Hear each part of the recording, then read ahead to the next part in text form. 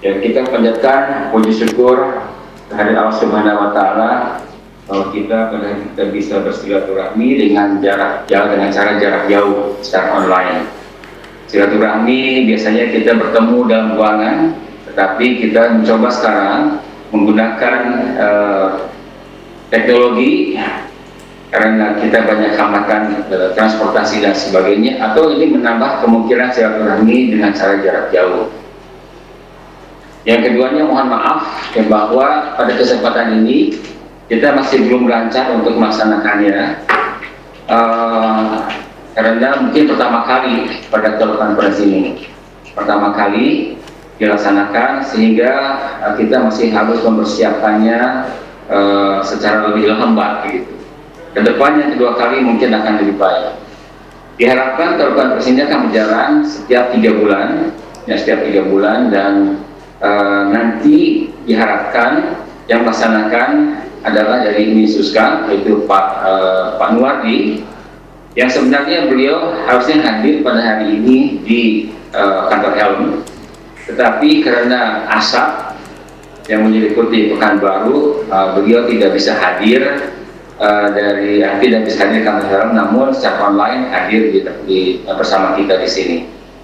Nah, di samping saya ada Ibu Tri Indah, yang beliau adalah dari Universitas Muhammadiyah Kendari, yang akan membantu kami di sini sebagai moderator. Jadi yang bertanggung jawab sebagai telekonferensi ini adalah Pak Mulardi dan Ibu Tri Indah. Saya Pak Mulardi tidak bisa hadir, tetapi Ibu Tri Indah tidak bisa hadir di sini. Meskipun dua-duanya dapat kesulitan karena masalah penerbangan. Kemudian saya menyampaikan terima kasih kepada para narasumber, yaitu Profesor Muhammad Basir dari Universitas Lapo. Terima kasih Prof atas kesediaannya. Enggak ada suaranya. Ya, terima kasih Prof atas kesediaannya untuk hadir. Kemudian juga Pak Dr. Hatomali dari Gorontalo, terima kasih atas kesediaannya untuk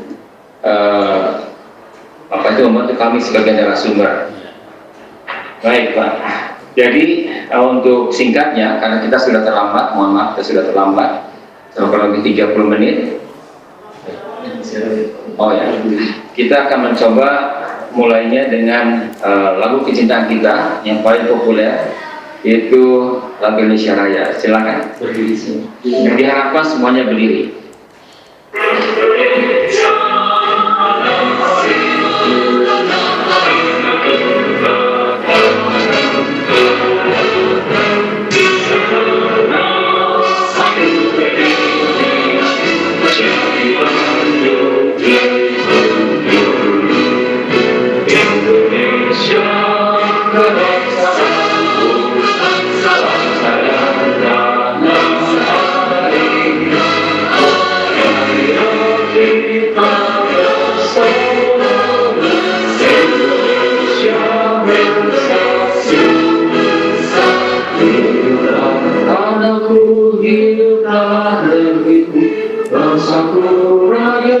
Semuanya bangunlah jiwanya, bangunlah badannya untuk Indonesia. Indonesia, Indonesia yang dikatakan beriku yang berdiri. Indonesia, Indonesia yang dikatakan Indonesia.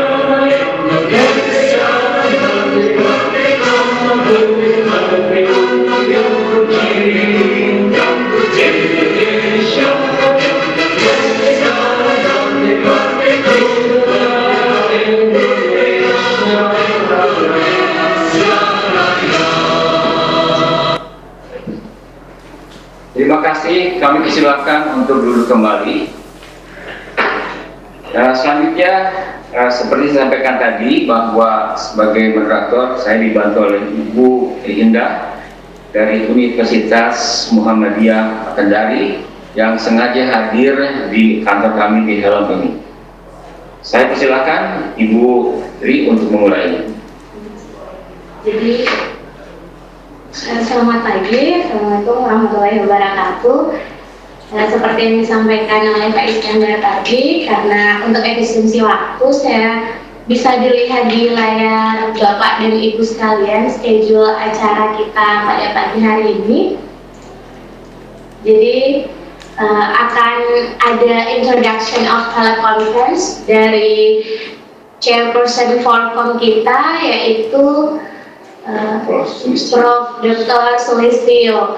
Kemudian dilanjutkan welcome speech from Helm yang akan diantarkan oleh Dr. Andrea Bos, dan kemudian akan dilanjutkan ke acara selanjutnya, yaitu lesson learned from Unpad Leadership and lesson learned from Faculty Leadership yang akan dibawakan oleh Prof. Dr. Insinyur Muhammad Bashir, CEO SEMS, dan Bapak Dr. Harto Malik. Dan untuk efisiensinya waktu, kami persilahkan kepada Prof. Sulistyo Saputra MSI PhD untuk memberikan pengantarnya tentang telekonferensi kita. Saya persilahkan Pak Prof. Sulis. Ya, terima kasih Mbak Tri Indah. Yang pertama kami sampaikan selamat pagi pada Dr. Andri Bos, Pak Iskandar, Profesor Nur Hijrah, dan rekan-rekan di Forum Komunikasi KMPT Helm USAID ini. Terlebih juga kami sampaikan apresiasi dan selamat pagi kepada Profesor Muhammad Bashir dari Universitas Tadulako, juga kepada Bapak Dr. Harto Malik dari Universitas Negeri Gorontalo. Assalamualaikum warahmatullahi wabarakatuh. Waalaikumsalam warahmatullahi wabarakatuh. Pertama, mari senantiasa kita panjatkan puji syukur kehadirat Tuhan Yang Maha Esa, yang atas perkenannya kita bisa bertemu di agenda telekonferensi yang pertama Forkom KMPT ini dalam keadaan sehat walafiat. Bapak, Ibu, dan rekan-rekan semua, pada tanggal 27 Agustus 2015 kemarin sudah disepakati bahwa nama forum komunikasi kita ini adalah Forum Komunikasi KMPT, yang merupakan singkatan dari Forum Komunikasi Kepemimpinan dan Manajemen Perguruan Tinggi. Kita singkat sekali lagi Forkom KMPT. Pada saat pembahasan awal mengenai apa bentuk dari forum komunikasi kita ini, aktivitas apa yang akan kita kerjakan ke depan selama kira-kira minimal 15 bulan ke depan, seiring dengan akan berakhirnya proyek Helm USAID, kita sudah sepakati akan ada 3 agenda utama. Yang pertama adalah telekonferensi, yang insya Allah akan kita laksanakan setiap 3 bulan, mulai dari September 2015 hari ini. Kemudian insya Allah akan rutin 3 bulan sampai di September 2016. Selain telekonferensi, kita akan ada kegiatan yang kita sebut sebagai social media. Sementara untuk meningkatkan komunikasi yang efektif di antara kita, rekan-rekan di Mitra Helm USAID, kurang lebih ada 50 perguruan tinggi di Indonesia, kita akan gunakan Facebook.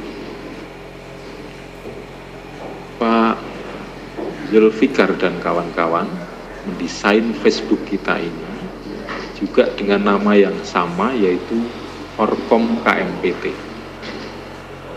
Melalui Facebook, harapan kita komunikasi di dalam core business Helm USAID, yaitu komunikasi dalam rangka berdiskusi mengenai learning management, external collaboration, financial, dan juga quality assurance yang menjadi core business kita ini, harapannya menjadi lebih efektif.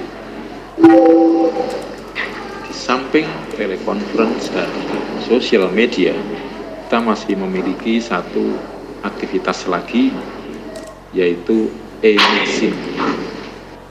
Kita berharap dengan majalah elektronik ini yang dibimbing, di-manage oleh Bapak Gunawan Arianto dan kawan-kawan, harapannya aktivitas-aktivitas Helm USAID ini dapat juga kita rekod, kita sebarluaskan untuk rekan-rekan di 50 perguruan tinggi mitra Helm. Untuk telekonferensi kali ini kami menyampaikan banyak terima kasih kepada Profesor Muhammad Bashir Siu dari Tadulako, yang kami berharap Bapak bisa menyampaikan bagaimana kiat-kiat mengenai pengelolaan atau manajemen perguruan tinggi, yang konon kami dapat informasi Bapak bisa menata kampus Universitas Tadulako ini secara baik, dimulai dari bagaimana menyingkirkan kambing-kambing yang ada di sekitar kampus, yang mulai dari yang paling kecil dulu, ya, meskipun kambing tapi kalau berseliweran di dalam kampus nampaknya juga harus ditata dengan baik. Kami nanti ingin dengar mulai dari itu, dan juga keberhasilan Bapak di dalam manajemen perguruan tinggi. Juga terima kasih kepada Pak Dr. Harto Malik. Kami juga rekan-rekan mitra Helm ini menunggu kiat-kiat sukses Bapak di dalam memanage Fakultas Sastra dan Budaya di Universitas Negeri Gorontalo, yang harapannya melalui komunikasi kita yang seperti ini, mitra Helm yang lain dapat belajar dari kiat sukses Bapak-Bapak semuanya. Barangkali perlu kami sampaikan bahwa forum komunikasi KMPT atau Forkom KMPT kita ini, sebagai ketua disepakati Profesor Dr. Nur Hizrah Gistituwati dari Universitas Negeri Padang, dan kami Sulistyo Saputro bantu beliau di dalam bersama-sama memanage komunikasi di antara 50 mitra Helm. Pada Dr. Andri Bos kami sampaikan juga terima kasih. Mudah-mudahan selama sisa waktu yang 15 bulan ke depan ini kita masih terus difasilitasi untuk berkomunikasi dengan baik. Yang final goal dari aktivitas dan komunikasi kita ini adalah bahwa 50 perguruan tinggi mitra Helm ini menjadi perguruan tinggi yang maju, yang dapat memanage aktivitas Tridharma perguruan tinggi di tempat masing-masing juga secara baik. Barangkali demikian yang bisa kami sampaikan, dan mari kita manfaatkan forum komunikasi kita ini untuk sekali lagi tujuan perbaikan di tempat kita masing-masing, supaya yang maju di Indonesia tidak hanya 5 perguruan tinggi atau 10 perguruan tinggi, tapi semua perguruan tinggi di Indonesia. Demikian, terima kasih. Assalamualaikum warahmatullahi wabarakatuh. Waalaikumsalam. Terima kasih Prof. Sulistyo Saputro. Ya, jadi yang disampaikan tadi oleh Prof. Sulistyo adalah gambaran Forkom, kemudian harapan kami ke depannya. Selanjutnya, we please Dr. Andrea Bos, PhD, for give a welcome speech from Helm.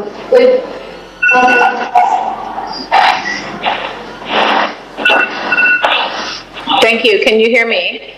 Yeah. Yes, we can hear. Okay.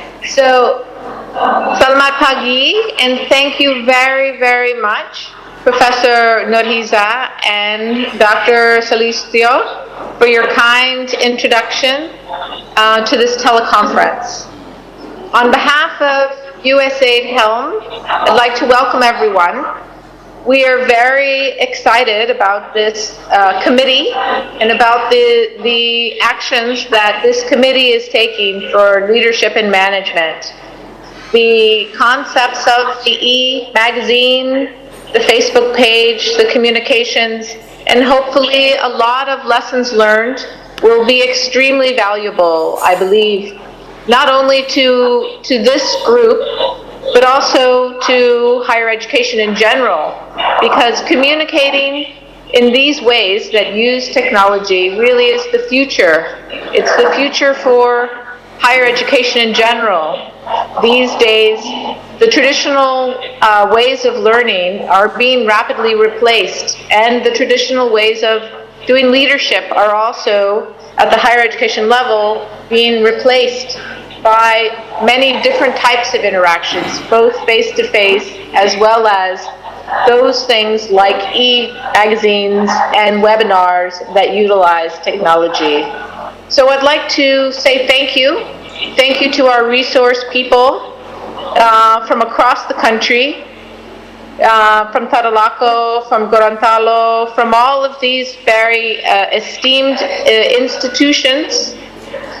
Thank you for participating, and thank you for your leadership. I hope you have an excellent session.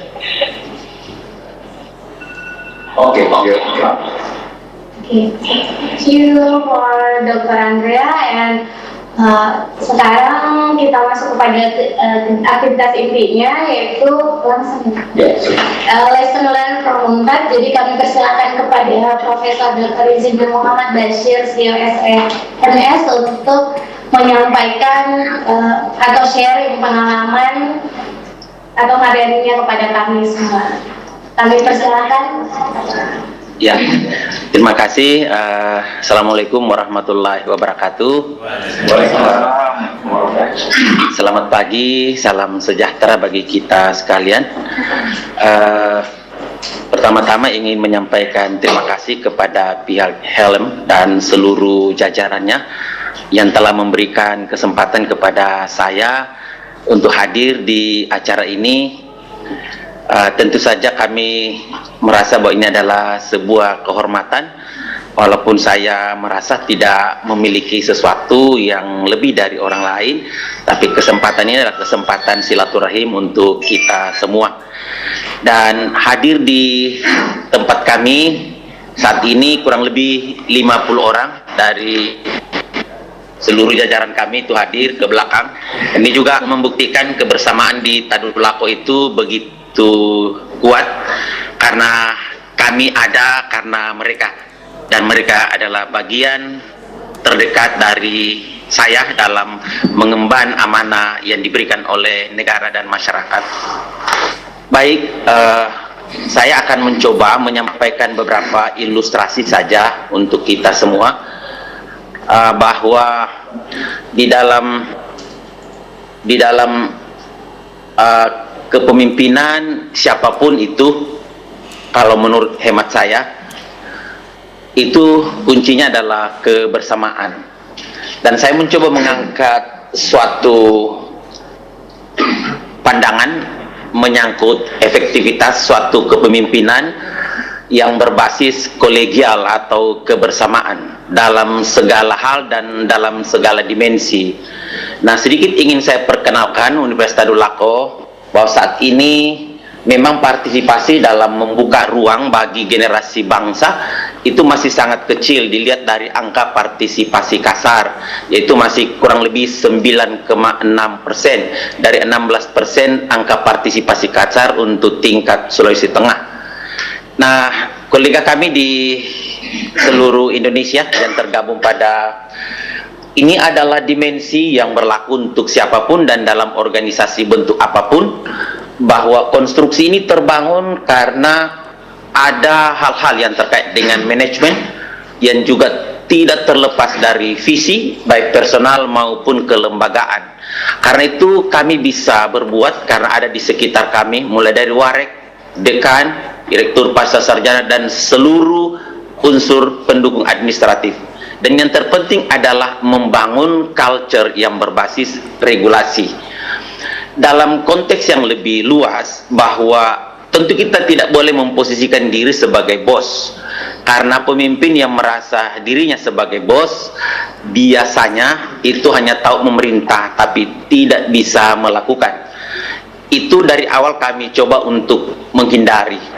Itulah sebabnya bukti-bukti kebersamaan itu selalu kami bangun dari hari ke hari dan dari waktu ke waktu. Ciri-ciri leadership bahwa di samping memberikan motivasi dan memberikan ruang untuk berkreasi siapapun yang menjadi bagian dari kami, juga harus membangun komunikasi yang baik. Ya, tentu berbasis dengan kultur yang berlaku di negeri ini dan juga di sekitar kami. Dan satu hal penting bahwa semua kompetensi ini harus dimiliki. Kalaupun tidak maksimal, paling tidak ada pengetahuan tentang itu.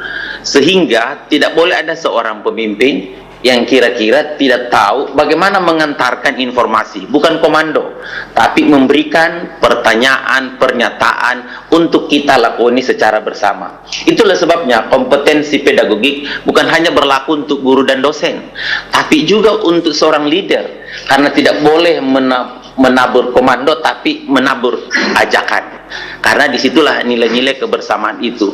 Di samping itu harus juga memahami dimensi-dimensi sosiologis dalam membangun interaksi dan komunikasi, di samping memahami antropologis karakter setiap kolega yang akan diajak membangun suatu institusi, khususnya di perguruan tinggi. Kami melihat bahwa leader, salesman, dan dokter itu sama.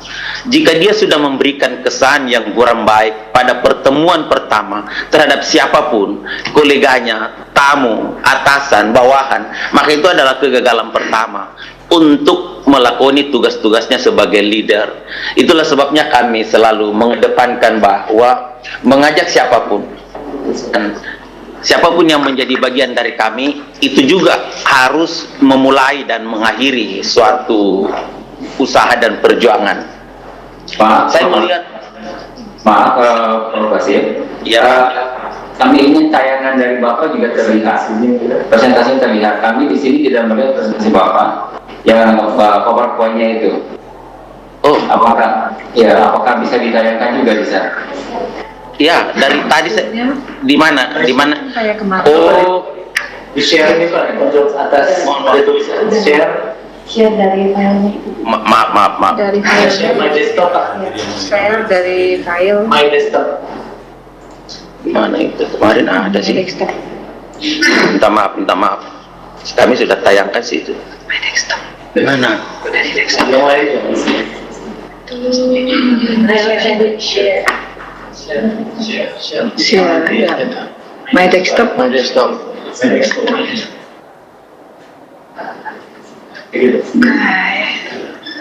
Nah, baru PowerPoint-nya. That's it, oke. Ya. Udah bisa, Pak? Sudah. Sudah kelihatan Pak, sudah terlihat. Sudah. Mohon maaf. Ya, sudah 18 slide tadi itu, Pak. Mohon maaf. Saya mempercepat saja sambil saya menuju pada posisi slide yang terakhir saya sebutkan, tapi saya akan jalankan secara perlahan. Ini menyangkut angka partisipasi kasar yang saya sebutkan, Pak. Iya. Lalu kemudian ini juga konstruksi. Ini yang saya katakan bahwa seorang pemimpin tidak boleh memposisikan diri sebagai bos yang taunya hanya memerintah, tapi dia tidak bisa memberikan dimensi-dimensi yang harus diikuti dan dibuktikan bahwa dia juga adalah bisa atas apa yang dia perintahkan. Kemudian ini yang saya sebutkan bahwa seorang leader minimal dia memiliki kompetensi pedagogik dalam mengantarkan ajakannya, bukan komando. Di samping kompetensi sosial agar di dalam membangun interaksi, saling menjaga dan saling memelihara atas apa yang harus mereka kembangkan secara bersama-sama. Nah, ini yang saya sebutkan tadi bahwa dokter dengan leader, salesman itu sama. Nah, kalau dokternya kasar, kira-kira tidak ada lagi yang mau datang memeriksa di sini. Tetapi kalau dokternya penuh senyum, leadernya penuh senyum, itu akan ada tanda-tanda bahwa dia adalah mampu menaburkan ajakan secara baik. Di samping itu, kita yakin bahwa di dalam membangun kebersamaan, maka managing kolegial atau kebersamaan itu harus menjadi kata kunci, walaupun final decisionnya itu ada pada seorang leader, karena inisiasi dan spirit itu harus tumbuh dari seorang leader. Itulah sebabnya kami yakin betul bahwa hanya dengan kekuatan pada tingkat managing kolegial itu akan mewujudkan hasil kalau bisa mendapat dukungan dan penguatan dari seorang leader. Demikian juga sebaliknya. Nah, saya melihat bahwa apa yang dikemukakan oleh BAS tahun 2008, memang ada perbedaan style kepemimpinan dan tidak boleh orang per orang masuk pada satu jenis style, tapi boleh kombinasi tergantung untuk apa dia melakukan tugas dan fungsinya. Kalau juga secara delegatif, secara penuh juga tidak bagus, karena itu artinya kita lepas dari tanggung jawab. Otoritarian juga tidak bagus, karena itu pendekatannya tiran. Tetapi dalam hal-hal tertentu mungkin ada yang diambil dari pendekatan otoritarian 1% misalnya, untuk memperkuat partisipatif dari semua kolega. Itu dalam banyak hal bisa dilakukan, tapi porsinya yang dibatasi, Bapak Ibu sekalian. Dengan demikian, kita dalam menjalankan tugas-tugas, saya selalu mengatakan bahwa model kepemimpinan yang saya bangun itu teori musik dangdut. Mungkin ada yang bertanya seperti apa? Saya ingin mengatakan bahwa teori musik dangdut itu tidak penting suara, tapi musik yang membuat orang bergerak dan bergoyang itu bukan karena suara yang menyanyi, tetapi instrumen yang mengikuti lagu itu. Jadi voice bisa false, tapi kalau instrumennya dangdut bagus, maka semua akan bergoyang. Ini yang disebut dengan manajemen yang mampu menggerakkan semua elemen, tidak mengenal tua muda, dekan warek, dia pasti bergoyang kalau mendengar suara dangdut, Pak, bukan karena suara penyanyinya. Nah, itulah sebabnya saya selalu ingin mengatakan bahwa saling mempelajari di antara kami itu penting, karena kami pegang betul, mempelajari banyak akan banyak juga didapat, siapapun itu, mulai dari warek, dekan, semua. Dan ya, saya mengatakan bahwa suara itu ternyata manfaatnya tidak besar, Pak, karena bos itu kan mengandalkan suara. Nah, bagaimana kalau musim influenza? Pasti suara bos tidak nyaring, Pak. Bagaimana kalau bosnya itu misalnya dalam posisi yang batuk? Pasti perintahnya juga tidak jelas. Nah, kalau stres bisa stroke. Karena itu kami tidak menggunakan pendekatan bos dalam memanage perguruan tinggi sebesar Universitas Tadulako. Dan biasanya kalau andalan voice itu semua tunduk, Pak. Artinya tidak ada gerakan.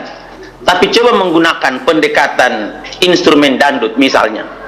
Di samping yang saya sebutkan bos tadi, itu merupakan sumber konflik baik secara psikologi maupun barangkali lebih dari psikologi itu sendiri.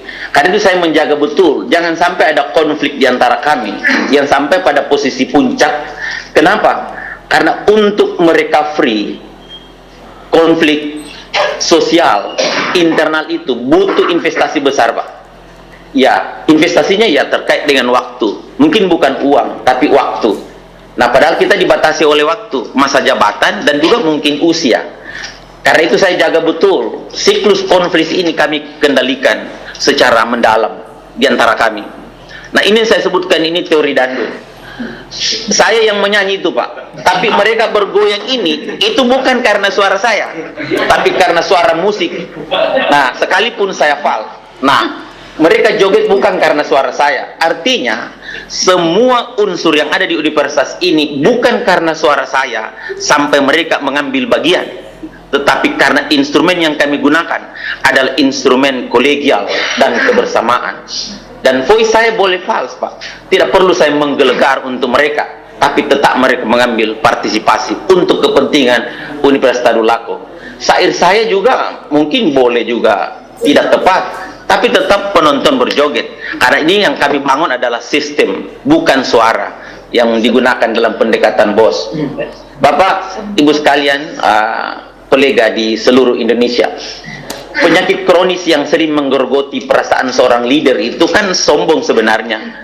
Apakah itu secara eksplisit atau implisit, itu diakui selalu ada.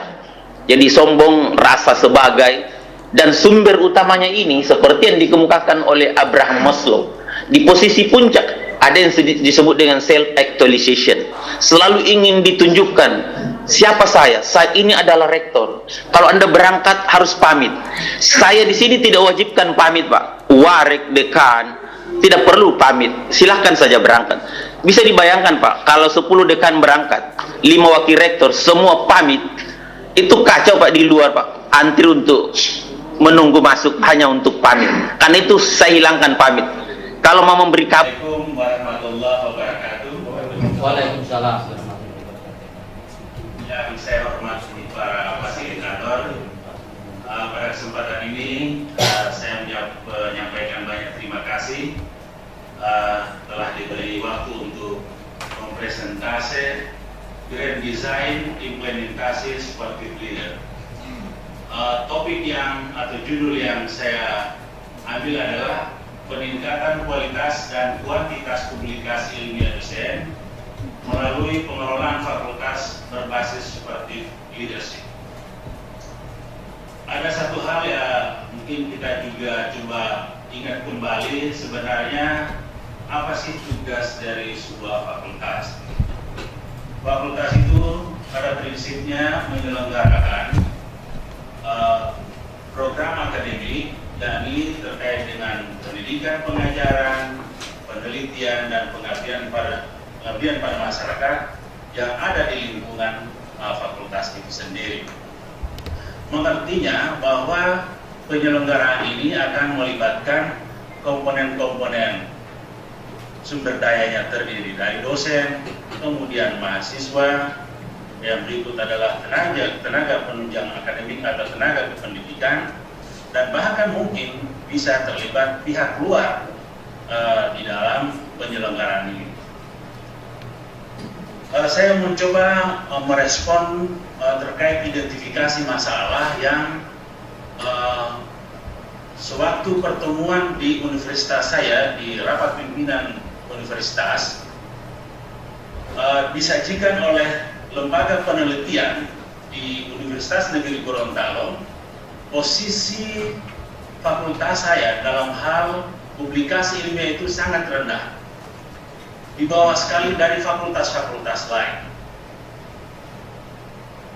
Kita akan coba lakukan identifikasi kenapa sampai Fakultas Sastra dan Budaya sangat rendah publikasi ilmiahnya dari segi kuantitas. Yang pertama, setelah kita coba lakukan analisis, penyebabnya adalah beban mengajar dosen cukup tinggi. Aktivitas dosen kita di Fakultas Sastra itu lebih banyak di kelas. Maksudnya adalah mereka mengampu banyak mata kuliah. Definisinya begini, bahwa pada saat jadwal dikeluarkan oleh bagian akademik, ternyata kita ini juga mengampu mata kuliah yang di luar prodi atau di luar fakultas kita. Nah, itu banyak sekali dosen dilibatkan. Saya beri contoh untuk mata kuliah bahasa Indonesia. Itu universitas masih berharap kita yang di Fakultas Sastra yang mengampunya. Begitu juga mata kuliah bahasa Inggris yang diajarkan di fakultas lain. Itu juga. Termasuk juga mata kuliah kewirausahaan. Nah, inilah yang bisa menyebabkan publikasi kita itu, dosen-dosen itu sepertinya waktunya sedikit untuk ke situ. Sebagai informasi, sumber daya dosen kita itu berjumlah 81 orang. Dari 81 orang itu yang sedang studi kurang lebih 10 orang.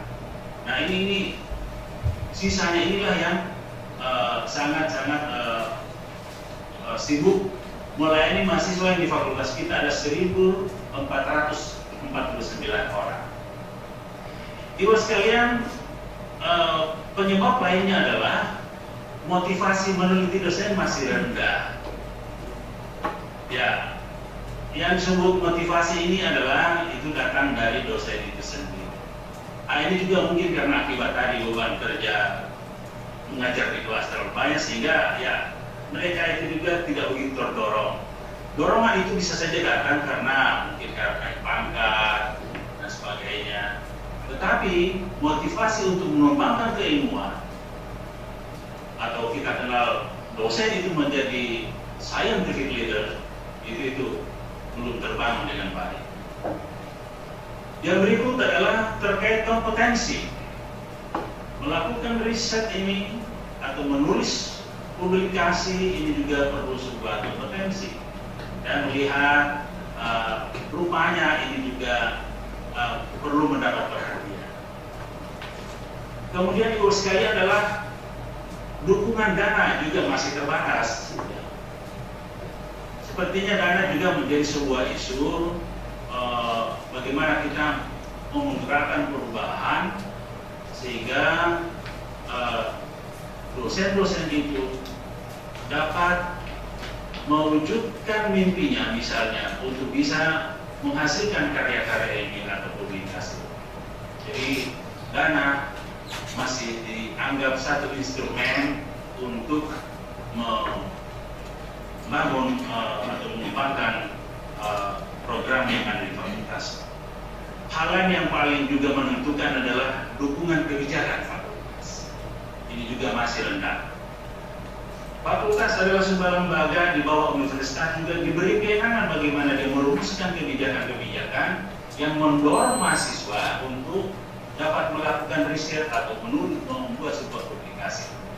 Ini rupanya belum mendapat sentuhan yang lebih tinggi, terutama terkait dengan dukungan kebijakan untuk membangun tadi yang disebut dengan dosen sebagai scientific leader. Dengan demikian masalahnya, saya bisa rumuskan itu bagaimana meningkatkan kualitas dan kuantitas publikasi ilmiah dosen melalui pengelolaan fakultas berbasis superlative leader. Saya ingin memaparkan apa sih potensi fakultas saya. Di fakultas saya itu ada 4 prodi. Dari prodi Pendidikan Bahasa dan Sastra Indonesia, yang berikut Pendidikan Bahasa Inggris, kemudian Pendidikan Seni Drama Tari dan Musik, dan yang berikut adalah Diploma Pariwisata. Nah, fakultas kita ini adalah kebetulan masih asalnya dari IGIP. Nah, jadi sekarang dominan program studinya adalah berbau pendidikan.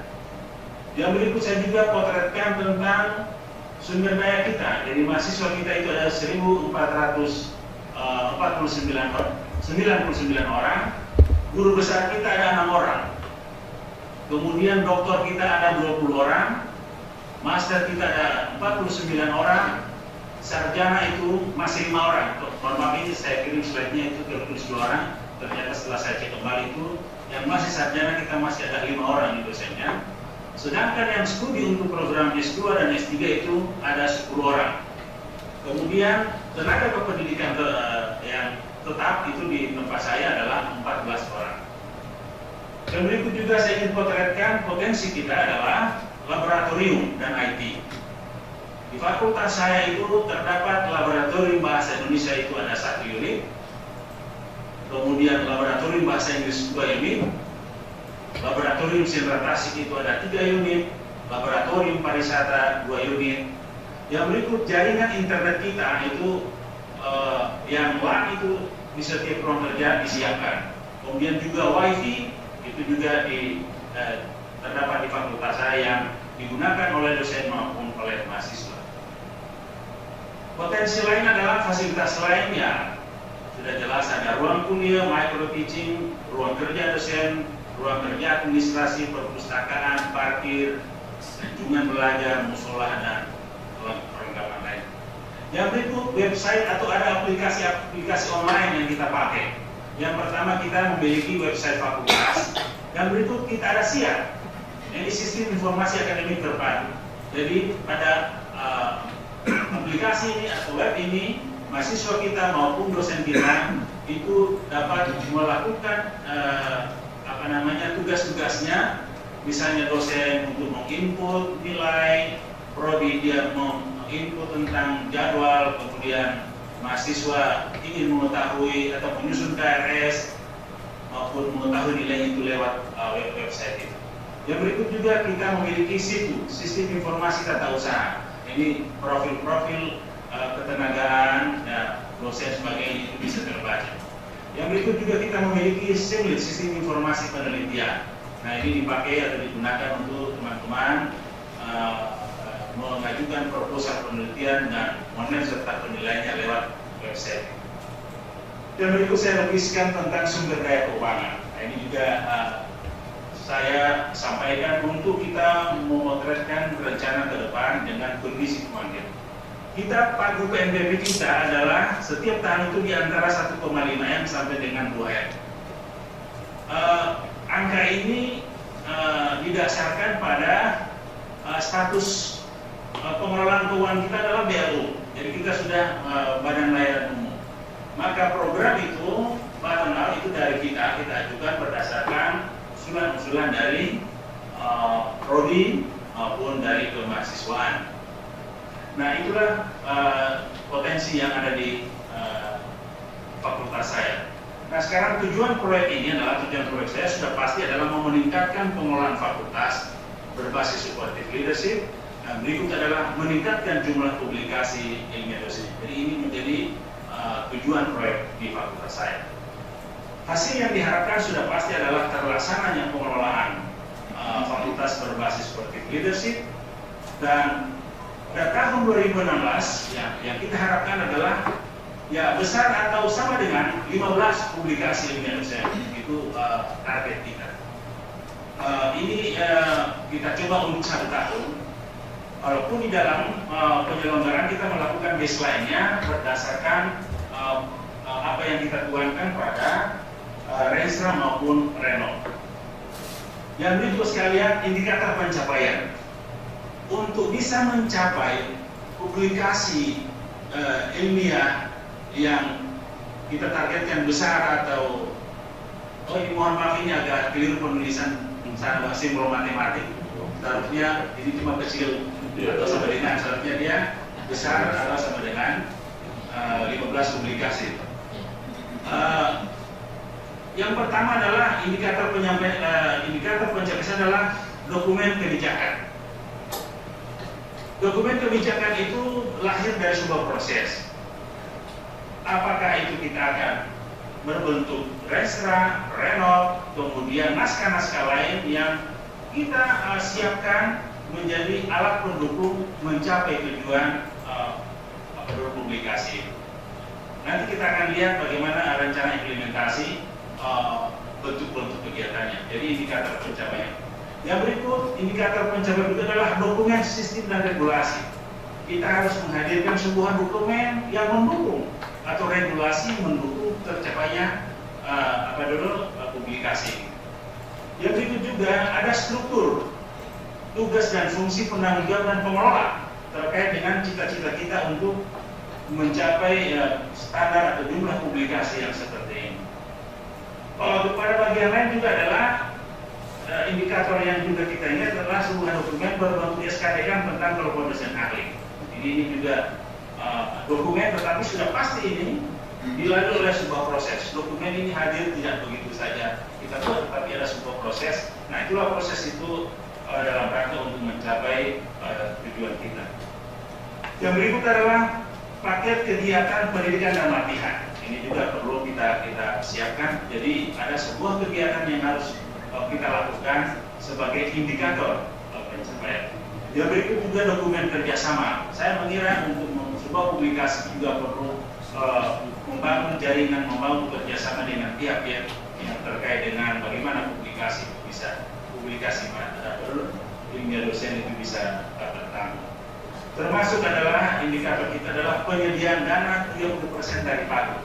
Ini cita-cita kita 30% dari pagu. Memang sekarang ini dari segi pagu kita dananya masih di bawah dari angka ini.